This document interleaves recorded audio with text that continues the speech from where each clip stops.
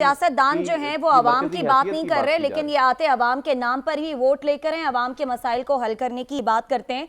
और साद रसूल साहब ने जो खलीज की बात की, हसन आपके जानिब आएंगे, ये वाकई में खलीज इतनी बढ़ती जा रही है कि अब खदशा है कि ये जो मुज़ाकरात हो रहे हैं इन सियासतदानों के दरमियान, अल्लाह अल्लाह करके जो बैठे थे मामलात को सुलझाने के लिए, कहीं उसे ही असरअंदाज ना कर दें। तो ये मुज़ाकराती अमल आपको इस सारे वाक़े के बाद कुछ सबूताज होता हुआ नज़र आ रहा है? देखिए, सियासत जो है अब ये अंधी नफरत या मोहब्बत से निकल कर बल्कि दुश्मनी में जो है वो जाता दिखाई दे रहा है, बल्कि दुश्मनी इख्तियार कर चुका है। और दुश्मनी की भी वो पहली या दूसरी स्टेज नहीं है, बल्कि आखिरी स्टेज पर पहुंच चुके हैं। एक ऐसे वक्त में जब अल्लाह अल्लाह करके एक साल बाद आप एक डेढ़ साल बाद मुज़ाकरात के टेबल पर बैठ ही गए हैं, तो इस मौके पर आप कम से कम मुल्क और कौम का सब जो है वो उसका ख्याल कर लें। बिल्कुल। और जिस अभी अदील वराई साहब जिसकी तरफ इशारा कर रहे हैं, उसको भी नजरअंदाज नहीं किया जा सकता। वो जिनकी तरफ इशारा कर रहे हैं वो आज सीपा सलार का खताब है, जिनकी तरफ वो इशारा कर रहे हैं। अगर आज आप सीपा सलार आर्मी चीफ साहब का खताब सुने तो अंदाजा होता है कि ये मुहब्बे वतन, ये साबित कदमी चाहिए सियासतदानों को, इनको फॉलो करें।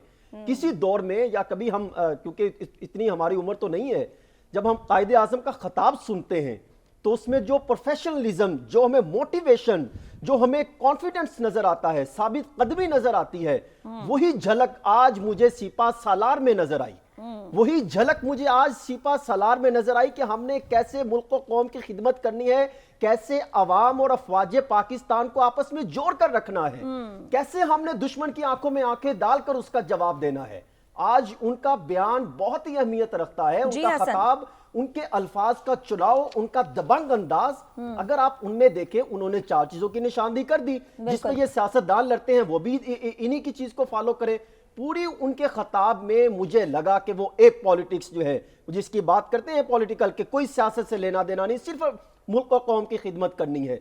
उनके बयान से एक तो कश्मीर के मामले पे जो बहस चल रही थी वो तासुर जाहिर कर दिया। उन्होंने कहा हम उसके स्टांस पे खड़े हैं। उन्होंने कहा कि जो अंदरूनी और बैरूनी दुश्मन हैं उनको उन्होंने वाज़ा पैगाम दिया कि खबरदार अगर आपने हमारे मुल्क और कौम की तरफ देखा तो हम आपको सख्त जवाब देंगे। तीसरा पॉइंट क्या था कि उन्होंने बताया कि जज्बा शहादत अभी भी बुलंद है और हमारे वो जज्बे कायम है।